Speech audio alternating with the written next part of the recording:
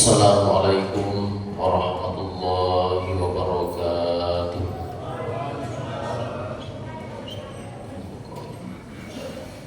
Alhamdulillah wa syukurillah wassalatu wassalamu ala rasulillah wa ala alihi wa ashabihi wa mawala.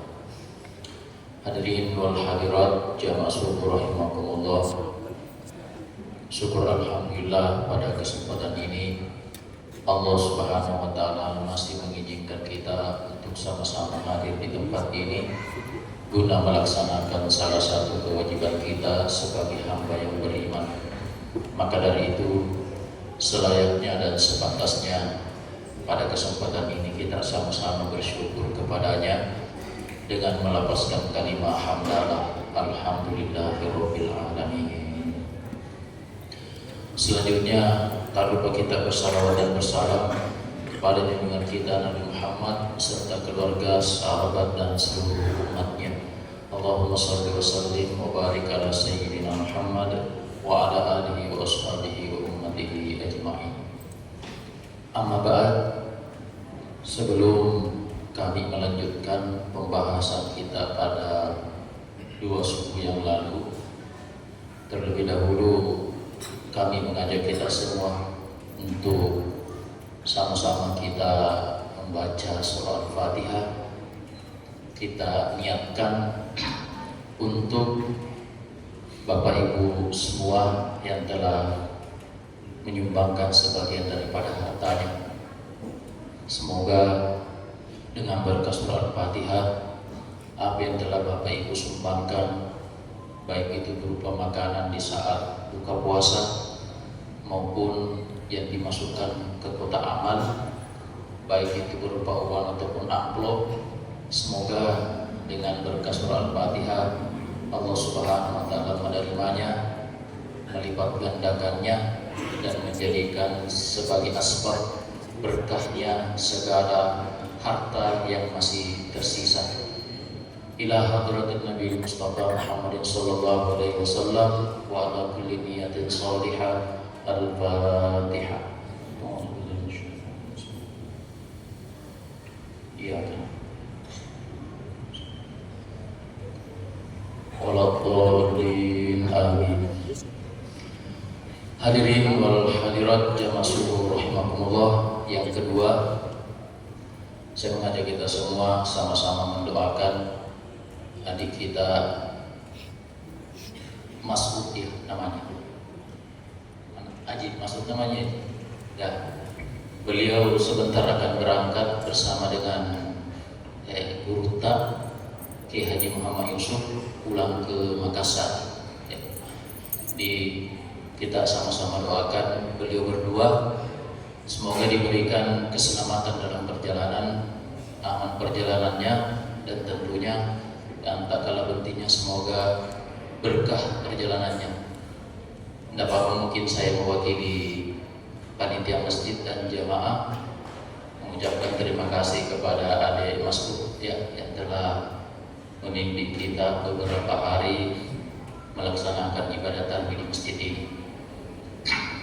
Semoga adik Mas'ud dalam proses menuntut ilmunya ke depan semakin lancar, berkah, dan mudah-mudahan menjadi orang yang sukses. Amin. Hadirin wal hadirat jamaah subuh rahimakumullah. Subuh kemarin atau dua subuh yang lalu kita sempat membahas tentang sifat wajib bagi Allah yang kedua, yaitu qidam atau terdahulu, sehingga kemudian kita mengambil sebuah kesimpulan bahwa kita tidak diperkenankan bertanya kapan Allah itu mulai ada.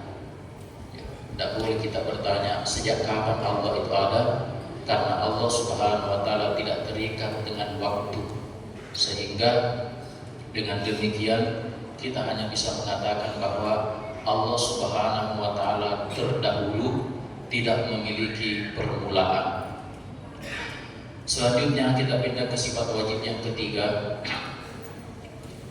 Sifat wajib yang ketiga bagi Allah Subhanahu wa taala artinya kita umat Islam wajib meyakini bahwa Allah Subhanahu wa taala wujud, ada, kemudian qidam, terdahulu, tidak memiliki permulaan. Yang ketiga adalah baqa, wujud, qidam, baqa. Apa itu baqa? Arti sederhananya adalah kekal, tidak ada akhirnya. Sehingga jika kemudian ada yang bertanya, sampai kapan Allah itu ada? Maka jawabannya tidak ada akhirnya. Logika yang kita bangun dua suku sebelumnya, bahwa Allah Subhanahu wa taala itu adalah zat yang tidak terpengaruh dengan zaman, sehingga tidak mengalami perubahan. Sangat berbeda jauh dengan kita makhluk, yang mana kita ini, baik itu manusia, hewan, tumbuhan, benda padat, benda cair, semua mengalami perubahan. Mengapa mereka mengalami perubahan, kita mengalami perubahan? Jawabannya karena adalah kita ini adalah makhluk diadakan. Berbeda halnya dengan Allah Subhanahu wa taala itu tidak seperti demikian. Sehingga kemudian Allah Subhanahu wa taala tidak ada ujungnya. Dan tidak bisa berpikir kapan ya Allah itu tidak ada, tidak pernah tidak ada terus. Bahkan setelah terjadinya nanti kiamat, Allah Subhanahu wa taala akan tetap ada. Berbeda dengan kita makhluk, yang mana apabila kiamat itu sudah tiba, maka kita akan juga sudah tidak ada di dunia ini, akan meninggalkan dunia ini atau alam semesta. Untuk saat ini kalau kami tidak salah, manusia yang paling banyak, paling tua saat ini itu umurnya kurang lebih 118 tahun. Kalau kami tidak salah ingat, beliau adalah seorang perempuan berkebangsaan Spanyol, ada yang mengatakan Perancis. Jadi kurang lebih umurnya 118 tahun. Ada bahkan yang pernah sampai 220 tahun. Tapi kalau Bapak Ibu sekalian melihat fotonya, manusia yang kami maksud ini, Bapak Ibu sekalian pasti tidak berkeinginan sampai di umur sekian. Karena kenapa? Ini seluruh anggota tubuhnya itu sudah menghitam. Masih bernapas, tapi seluruh anggota tubuhnya menghitam. Bahkan matanya ini isinya sudah tidak ada. Tidak ada lagi daging, yang ada sisa kulit dengan tulang. Tapi masih bernapas. Dan beliau bisa bertahan sampai di umur 220 tahun. Luar biasa. Untuk kita di Indonesia yang paling tua itu kurang lebih 170 sampai 180 tahun umurnya. Apa yang ingin kami sampaikan dengan menyampaikan umur-umur ini adalah sesungguhnya kita ini tidak ada yang kekal, tidak ada yang bertahan lama. Bahkan kalau kami tidak salah ingat, kami pernah menyampaikan salah satu hadis di mana Rasulullah mengatakan likulli syai'in hasadun, segala sesuatu itu punya masa panen. Wa hasadu ummati baina sittina wa sab'in, dan masa panennya umatku kisaran 60 sampai 70, itu yang masyhur. Artinya secara umum, tidak secara keseluruhan. Namun demikian, yang menjadi poin penting bagi kita adalah bagaimana kita ini sebagai seorang yang mengaku beriman kepada Allah Subhanahu wa taala, menganggap dirinya mengenal Allah Subhanahu wa taala, bermakrifat kepadanya, seharusnya meyakini bahwa Allah Subhanahu wa taala itu tidak ada akhirnya. Itu yang ketiga. Kita pindah ke yang keempat, karena ini Ramadan tidak lama lagi akan meninggalkan kita. Saya khawatir tidak selesai pembahasan ini, Ramadan sudah habis. Yang keempat, sifat wajib bagi Allah Subhanahu wa taala, dan ini saya kira penting untuk sangat-sangat penting untuk kita ketahui, apalagi yang ada ketertarikannya dengan dunia tasawuf. Kapan-kapan kita gagal dalam pemahaman ini, maka yakin dan percaya belajar ilmu tasawuf pasti akan membuat kita tersesat. Apa itu? Adalah sifat wajib bagi Allah Subhanahu wa taala yang disebut sebagai mukhalafatul hawadits. Berbeda dengan yang baru, arti sederhananya. Apa maksudnya berbeda dengan yang baru? adalah berbeda dengan segala ciptaan. Tidak ada samanya Allah Subhanahu wa taala. Sehingga kata Imam Syafi'i, apapun yang terlintas di pikiran kita tentang Allah, tentang zat Allah, maka pastikan 1000% kalau bisa bahwa itu pasti bukan Allah. Mengapa hal ini penting untuk kita ketahui? Karena tak jarang ada di antara kita, bahkan kami pernah menemukan salah seorang yang mengaku dirinya sebagai ahli tarekat ketika kami Ramadan tahun lalu di Sulawesi Tengah, bahkan mengaku telah bertemu dengan Tuhan. Sampai-sampai dia mengatakan wujudnya Tuhan, bentuknya Tuhan saya tahu. Nah, saya diamkan saja, yang terserah. Karena kenapa? Di dalam ilmu tauhid hal tersebut tidak dikenal. Kita lihat di kitabnya Syekh Nawawi Al-Bantani. Saya baca saja kitabnya karena penjelasannya agak panjang.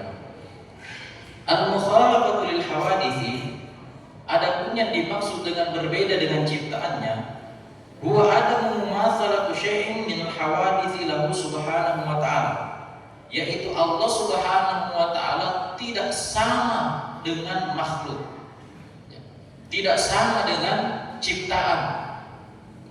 Falaisa rahman, maka dari itu Allah Subhanahu wa taala tidak memiliki daging, wala azman, tidak punya tulang, wala tawilan, tidak bisa ditahu berapa panjangnya, wala qasiran, tidak bisa ditahu berapa pendeknya, wala mutawassitan, juga tidak ditahu seberapa ukuran, apakah pertengahan atau seperti apa.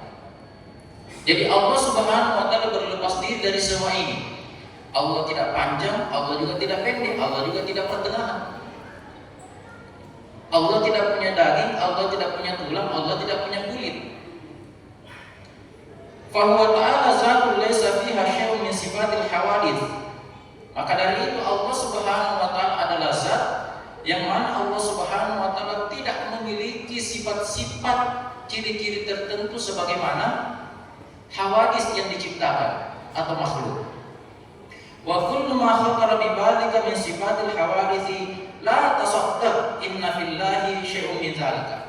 Maka dari itu kata Syekh Nawawi Al-Bantani, setiap kali ada terbesit di pikiran kita bahwa seperti itu Allah Subhanahu wa taala, fala tasaddaq aja la tuqatum. Jangan sampai dibenarkan. Jangan sampai dibenarkan bahwa itulah Allah Subhanahu wa taala. Karena kenapa? Karena sesungguhnya Allah Subhanahu wa taala lepas daripada dugaan seperti demikian. Walaysa lahu makanan aslan. Tidak bisa juga dipertanyakan Allah itu ada di mana. Kenapa? Karena Allah Subhanahu wa taala tidak terikat dengan tempat. Falaysa dakhilan fid dunya, Allah tidak ada di dalam dunia ini. Wala kharijan, Allah juga tidak ada di luar daripada dunia ini. Qala ta'ala wa lam yakul lahu kufuwan ahad, tidak ada yang setara dengan Allah Subhanahu wa taala. Bahkan di dalam ayat lain wa qala ta'ala laisa kamitslihi syai'un, tidak ada yang serupa sesuatu pun dengan Allah Subhanahu wa taala. Jadi sekali lagi Bapak Ibu sekalian, besok lusa bertemu dengan orang-orang yang mengaku dirinya sebagai ahli tarekat, ahli tasawuf, lalu kemudian mengaku bahwa dia pernah berjumpa dengan Allah, apalagi sampai menyebutkan bentuk-bentuk Allah Subhanahu wa taala, maka yakin dan percaya itu adalah aliran sesat. Tapi bagaimana Ustaz di dalam Al-Qur'an? Nah, Allah sendiri yang bilang yadullah, Allah punya tangan. Bagaimana dengan Al-Quran yang mengatakan wajhullah, Allah punya wajah? Bagaimana dengan hadis yang mengatakan ainullah, Allah punya mata? Nah, maka ini semua adalah ayat-ayat yang di dalam ilmu tafsir disebut sebagai ayat mutasyabihat. Sehingga untuk memahaminya, setidaknya ulama kita menggunakan dua metode.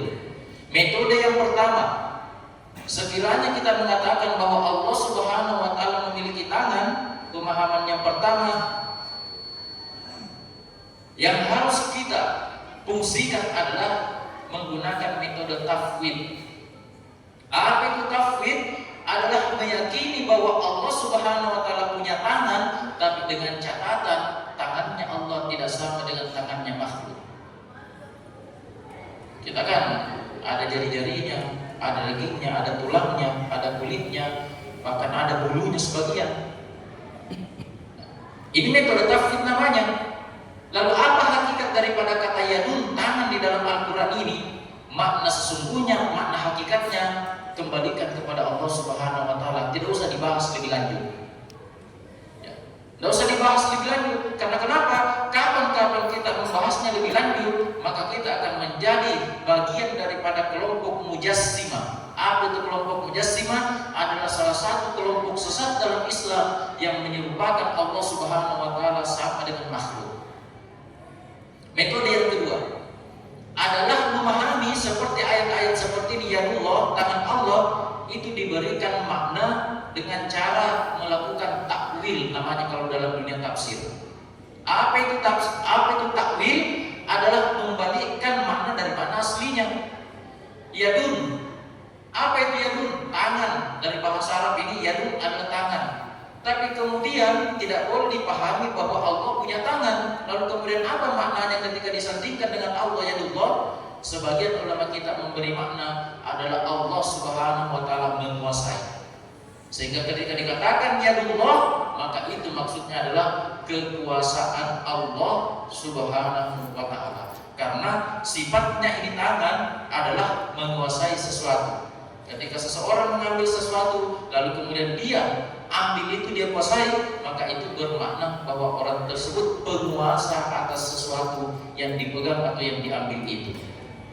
Hadirin jamaah syukur rahimakumullah, jadi kami ambil sebagai penutup bahwa sifat wajib yang keempat ini sangat-sangat penting untuk kita pegang dalam dunia kita, khususnya dalam bermakrifat kepada Allah Subhanahu wa Ta'ala.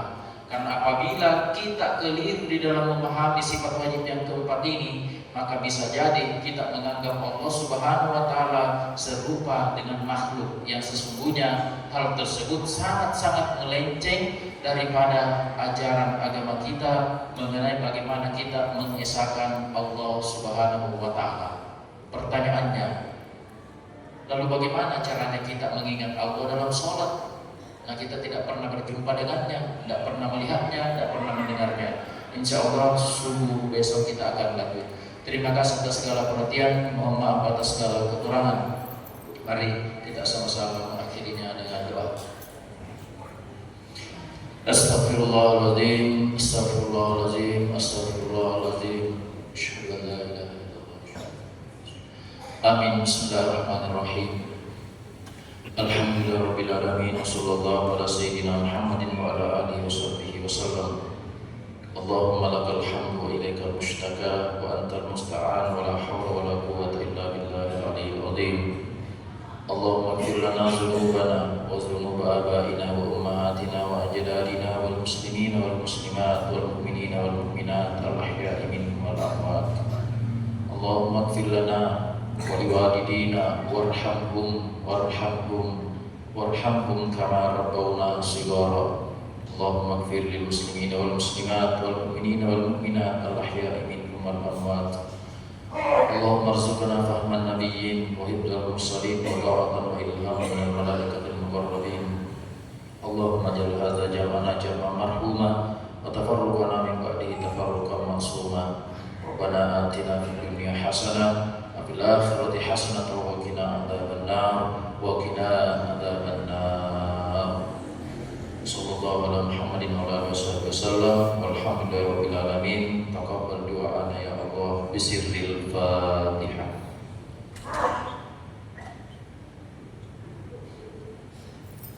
Waladhdallin. Kurang dan lebihnya mohon dimaafkan. Assalamualaikum warahmatullahi wabarakatuh.